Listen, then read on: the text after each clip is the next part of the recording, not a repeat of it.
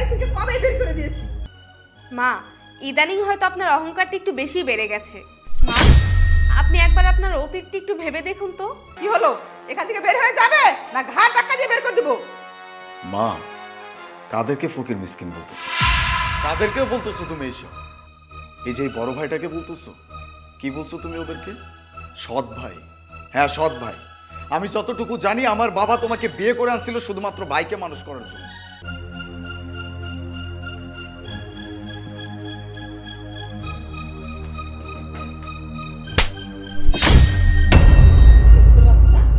তোরে তো আমি এই বাড়ি থেকে কবে বের করে দিয়েছি, আবার কেন আসছিস? তোকে না আমি কতবার বলেছি এই বাড়ির সীমানা পর্যন্ত তুই পারাবি না, তারপরও তুই আমার চোখের সামনে, তোর এত বড় সাহস!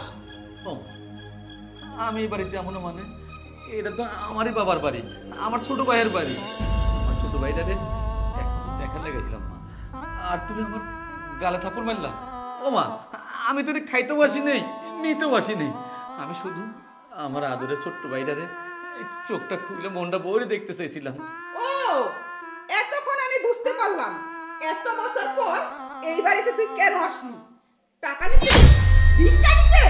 যখন শুনলি আমার ছেলেটা বিদেশ থেকে আসছে তখন তুই তোর বউকে নিয়ে এই বাড়িতে চলে আসলি। এই ছোট লোকের বাচ্চা, তোর কি মনে হয় যে আমি তোকে ভিক্ষা দিব? কখনোই না। মা, আপনি এগুলা কি কইতেছেন?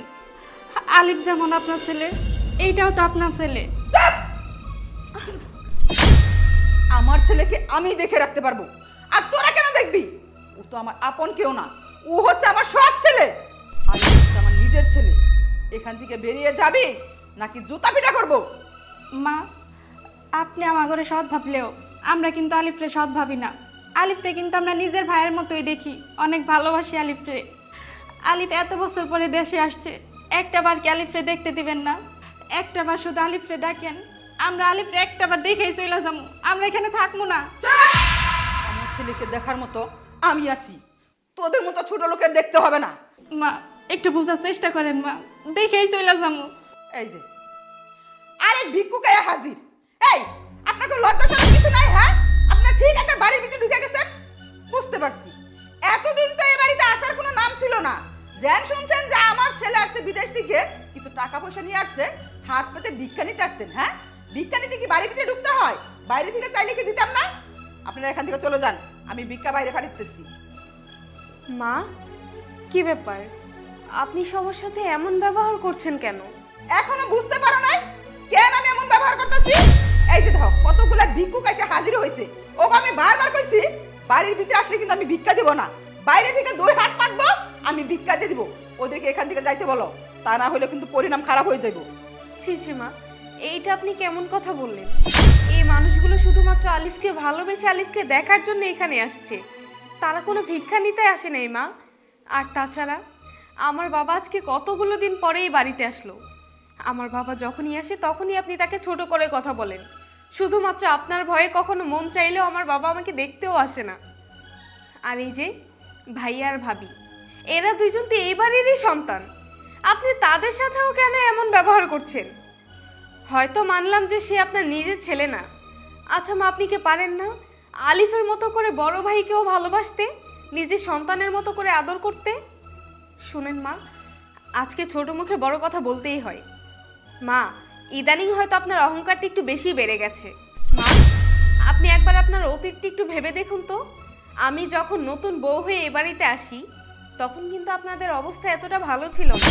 হয়তো আপনার ছেলে বিদেশ যাবার পর থেকে আমরা একটু সুখের মুখ দেখতে পাচ্ছি। আপনার সেই সমস্ত কষ্টের দিনে কিন্তু এই বড় ভাই আপনার পাশে ছিল, আপনি হয়তো কথাগুলো ভুলে গেছেন।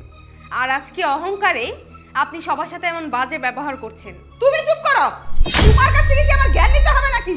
তুমি ওদেরকে যেতে বলো, তা না হলে কিন্তু জুতা পিটা করে এখান থেকে বের করে দেব। বের হয়ে যেতে বলবো মানে? দেখুন মা, আপনার এসব কাহিনী অনেক সহ্য করেছি, আর না। আজকে আমার বাবা আমার স্বামীকে ভালোবেসে দেখতে এসেছে, সে আমার স্বামীকে দেখে তারপরে এই বাড়ি থেকে যাবে। ছোট লোকের বাচ্চা! মা, কি ব্যাপার এরকম খারাপ আচরণ করতেছে কেন দেশে? দেখ বাবা, কতগুলো ছোট লোক আসছে ভিক্ষা নিতে, ওদেরকে আমি কতবার করে বললাম তোমরা বাইরে যে দাঁড়াও, ভিক্ষা আমি পাঠিয়ে দিব, কিন্তু ওরা কোনো কথাই শুনতেছে না। ওরা এখন এই জায়গায় দাঁড়িয়ে আছে। কি হলো, এখান থেকে বের হয়ে যাবে না ঘাট ধাক্কা দিয়ে বের করে দিব? মা, কাদেরকে ফকির মিসকিন বলতেছো? কাদেরকে বলতেছো তুমি এইসব? এই যে এই বড় ভাইটাকে বলতেছো, কি বলছো তুমি ওদেরকে? সৎ ভাই। হ্যাঁ, সৎ ভাই। আমি যতটুকু জানি আমার বাবা তোমাকে বিয়ে করে আনছিল শুধুমাত্র ভাইকে মানুষ করার জন্য। আর তুমি কিনা তাকে বাড়ি থেকে বের করে দিচ্ছ। আমি কি ভাবছো আমি কিচ্ছু জানি না? আমার কানে সব কথা যায় না। আমি ভাইয়াকে ফোনও করছিলাম, আমাকে কি বলছে জানো? কিচ্ছু হয় নাই, সবকিছু ঠিকঠাক আছে, আমরাই বের হয়ে আসছি। তারপরও তোমার ঘাড়ে কোনো দোষ দেয় নাই। আর তুমি তাদের সাথে এরকম বাজে আচরণ করতেছো। আর এই যে বিদেশে গেছি, কয় টাকা দিছো তুমি আমাকে? বিদেশে যাওয়ার জন্য কয় টাকা দিছো? দিতে পারো নাই, মাত্র 1 লাখ টাকা হাতে ধরাই দিছি। বাকি 4 লাখ টাকা কই থেকে আসছে? এই যে বড় ভাই আর ভাবিকে যখন বলছিলাম যে আমার অনেকগুলো টাকা লাগবে, নিজের ভাগের অংশ থেকে কিছু বিক্রি করে আমাকে কিছু টাকা দিছিল, 2 লক্ষ টাকা দিছিল।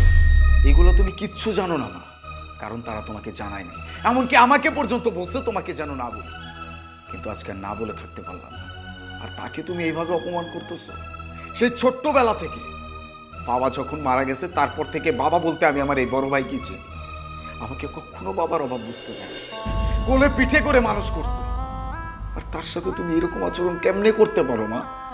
ছি মা, আমার ভাবতেও ঘৃণা লাগতেছে যে তুমি আমার মা। আর এই মানুষটার কথা বলতেছো, ফকির মিসকিন বলতেছো, এখানে কেন আসছে বলতেছো? আমাকে দেখার জন্য আসছে। আর এতদিন পর কেন আসছে এটাও আমি বলে দিচ্ছি, কারণ তাকে আমি খবর দিছিলাম যে বাবা আমি বাড়িতে আসছি, আমার সাথে এসে দেখা করে যায়। ওই যে বাকি 2 লাখ টাকার কথা বললাম না, এই টাকাটা এই মানুষ দিছে। তোমাকে কেউ কিচ্ছু বলে নাই। কেন বলে নাই জানো? যেন তোমার সম্মান হানি না হয়, তুমি যেন লজ্জায় তোমার মাথা নিচু না হয়ে যায়, এই জন্য বলে নাই। কিন্তু আজকে আমি বলতে বাধ্য হচ্ছি মা, এই মানুষগুলোর টাকা দিয়ে আমি বিদেশে গেছি, দিনরাত পরিশ্রম করছি, এত টাকা ইনকাম করছি, যার বদৌলতে এত বড় একটা বাড়ি, গাড়ি, টাকা পয়সা সবকিছু হয়েছে। আর এরকম ভাবে তুমি চলতে পারতেছো, সেই জন্য অনেক অহংকার হয়ে গেছে না মা? অনেক অহংকার হয়ে গেছে। টাকার গরমে থাকতে পারতেছো না, মাটিতে পা পড়তেছে না তোমার। একটা কথা বলে দেই মা, কান খুলে শুনে রাখো, অহংকার কিন্তু পতনের মূল। এই কথা ভুলে যেও না। যতদিন তোমার মনে অহংকার এই বাস করবে, ততদিন পর্যন্ত কিন্তু ভালো থাকতে পারবে না, শান্তিতে থাকতে পারবে না। আমার ভাবতেও অবাক লাগতেছে যে তুমি কিনা আমার মা। এই মানুষগুলাকে তুমি চিনতে ভুল করতেছো, কাদের সাথে খারাপ আচরণ করতেছো, সংসারটা তছনছ করে ফেলছো। আমি বিদেশ যাওয়ার পরে এই 2টা মানুষকে বাড়ি থেকে বের করে দিচ্ছ কেন? কি দোষ করছিল ওরা?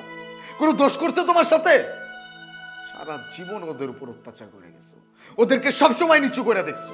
এই মানুষগুলো তো তোমাকে কখনো কিচ্ছু বলে নাই, তোমাকে তো বলে নাই যে আমার সাথে কেন এরকম করতেছেন।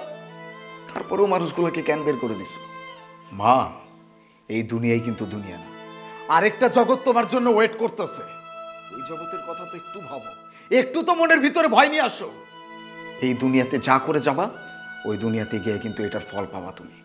আর এই যে এত অহংকার করতেছো, এত টাকা পয়সা বাড়ি গাড়ির যে অহংকার করতেছো, এগুলা কাদের জন্য হয়েছে? এগুলা এদের জন্য হয়েছে। আমি যদি সঠিক ইনসাফ করি, তাহলে এই সব সম্পত্তির 5 ভাগের 1 ভাগ পাবা তুমি। অহংকার কোথায় যাবে? এই অহংকার থাকবে, চুরমার হয়ে যাবে। এখনো বলতে ঠিক হয়ে যাও। অহংকার মন থেকে বের করে দাও, সবাইকে একসাথে নিয়ে আপন করে বাঁচতে শেখো। বাবারে, তুই আমার আর লজ্জা দিস না, আমি এতটা ভাবি নাই। আর এত কিছু হয়ে গেল, তুই আমারও কোনোদিন জানালি না। আমি ভুল করছি বাবা। আজ থেকে তোরা 2জনই আমার সন্তান, আমি কোনোদিন আলাদা করে দেখবো না।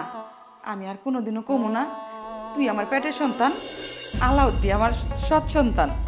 কিরে, মা কয়ে ডাক দিবি না? তোরা 2জনেই তো আমার সন্তান, আর আমার এই বাড়িতে 2টা বউ। কিরে বাবা, আমার মা কয়ে ডাক দিবি না? তুমিই তো আমার মা।